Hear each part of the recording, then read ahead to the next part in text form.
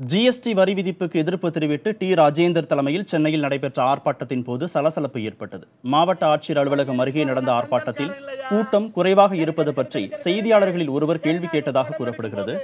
இதனால் ஆத்திரமடைந்த டி ராஜேந்தர் அவருடன் வாக்குவாதத்தில் ஈடுபட்டார். இதனால் அங்கு சிறிது நேரம் சலசலப்பு ஏற்பட்டது.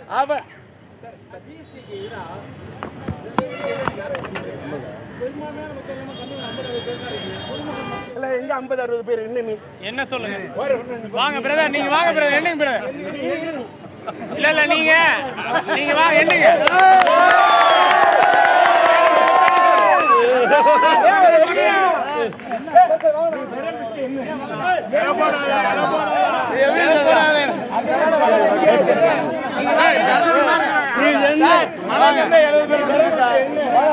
இல்ல காசு கொடுத்தல நீ யாரையும் கூட்டிட்டு வரல, புரியல?